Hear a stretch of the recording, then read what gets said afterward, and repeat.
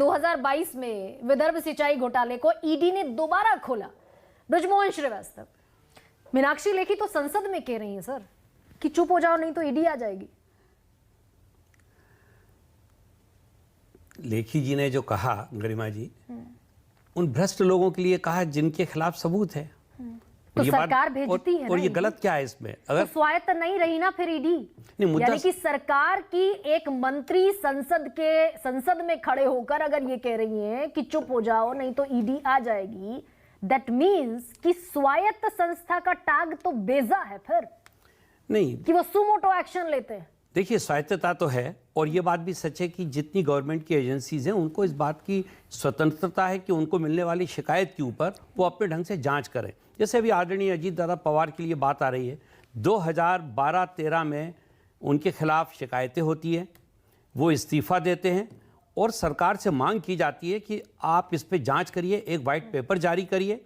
और white paper जब जारी होता है तो उस पर बात स्पष्ट होती है कि उस पूरे कार्यकाल में कुल 3 साल का जो बजट था वो 13,000 करोड़ का था और उस पर आरोप लगाया गया था 70,000 करोड़ का। सर, सीएजी की रिपोर्ट थी। बृजमोहन श्रीवास्तव, आप कई बार मैं आपसे फिर मैंने बड़े एहतराम के साथ मैंने आपको पिछली बार भी कहा गरिमा जी, एब्सोल्युटली, आप हर बार इस आर्ग्यूमेंट के साथ आते हैं 13,000 करोड़ के, लेकिन सीएजी कंट्रोलर ऑडिटर जनरल की रिपोर्ट है कि जिस दरमियान अजीत पवार सिंचाई मंत्री थे 70,000 करोड़ का बजट खर्च हुआ और इस क्षेत्र में प्रगति नहीं हुई। गरिमा जी, तो सीएजी की रिपोर्ट नहीं गरिमा जी, आप फिर समझिए, ये जो सिंचाई की जो योजना थी, हाँ, ये एक लंबी चलने वाली योजना थी जिसका कुल बजट जिसपे खर्च होना था वो 70,000 करोड़ था, लेकिन जो वो 5 साल में खर्च होना था वो कुल जो विभाग का बजट था वो 13,000 करोड़ का था। तो वो पैसा तो खर्च हुआ ही नहीं। जो आप सीएजी की बात कहती है, मैं आपसे सहमत हूं,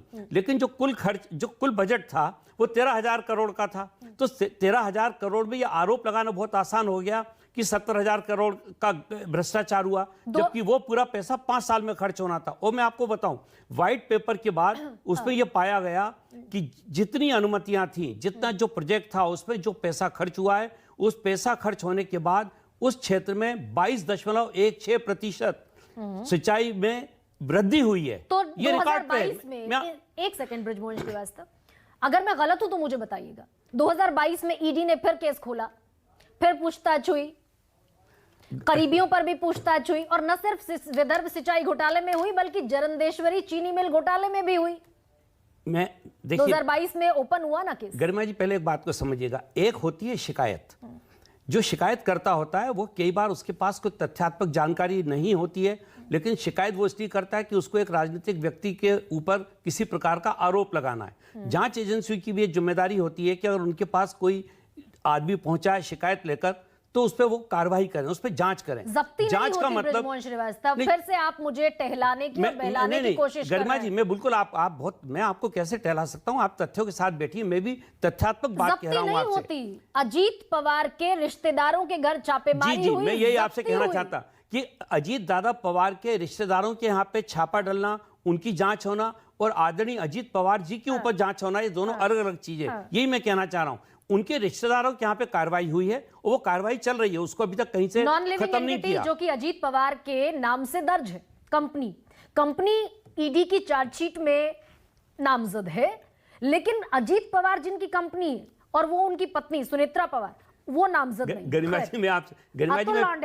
जी, मैं फिर आपसे कह रहा हूं कि किसी भी प्रकार की कोई जांच अजीत दादा पवार के खिलाफ लंबित नहीं है देश की किसी भी जांच एजेंसी के पास। तो ईडी ने जो विदर्भ सिंचाई घोटाला रीओपन किया 2022 में, उसकी क्लोजर रिपोर्ट आप मुझे दिखा दीजिए।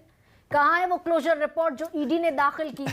अदालतें होती है ना भाई, पीएमएलए एक्ट लगा, prevention of money laundering act, जब जांच अदालत में क्लोजर रिपोर्ट दाखिल करेंगे। गरिमा जी, अब जांच में कोई चीज पाई नहीं गई तो क्लोजर तो है ही। हाँ, नहीं, जब तो क्लोजर सर ये वर्बली क्लोजर नहीं होता।